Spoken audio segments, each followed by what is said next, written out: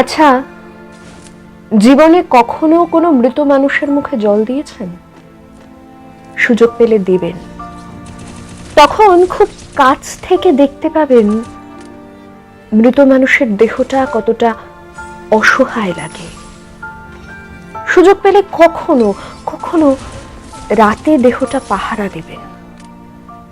তখন উপলব্ধি করতে পারবেন মৃত্যুর পর মানুষটার দেহ রাতের বেলায় আপনার কাছে কতটা অদ্ভুত লাগে, কতটা ভয়, কতটা আতঙ্কের কারণ হয়ে দাঁড়ায়।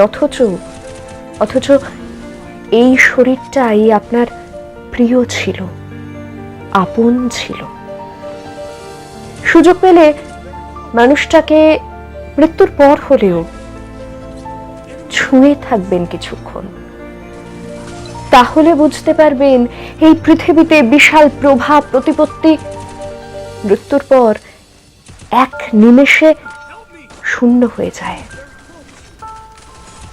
কখনো কখনো যদি সুযোগ হয় আপনার প্রিয়জনের মৃতদেহটা দাহ করার বা কবরে দেওয়ার আগে শেষবারের মতো তার মুখটা ভালো করে দেখার চেষ্টা করবেন এবং বারবার এটা বোঝার চেষ্টা করবেন এই অনন্ত যাত্রা পথে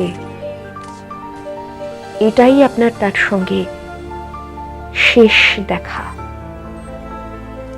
সুযোগ পেলে কখনো একা হবেন, একা নীরবে মনে মনে ভাববেন জীবনের লাভ ক্ষতির হিসেব।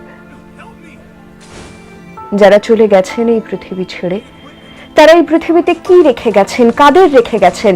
যাদের রেখে গেছেন তারা কি ওই না ফেরার দেশে চলে যাওয়া মানুষটার কথা আর ভাবেন, আর মনে করেন তার কথা?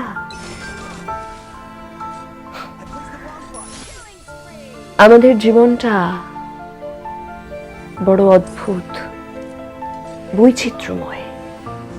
আমরা এর জন্যে ওর জন্যে টাকা পয়সা, গাড়ি বাড়ি, ধন সম্পদ সবকিছুর জন্য কত না মাতামাতি করি, কত না মায়া করি, কি করে আরো বেশি ধন সম্পদ অর্জন করব, আরো চাই আমাদের, আরো চাই, এই নিয়ে মত্ত থাকি। অথচ আমরা একবারও মৃত্যুর কথা ভাবি না, পরকালের জবাবদিহির কথা না ভেবে আরো কি করে ধন সম্পদ অর্জন করব সেই ভাবনায় বিভোর হয়ে থাকি। হায়রে জীবন, এখনো সময় আছে, ফিরে আসুন, বাস্তবের মাটিতে ফিরে আসুন,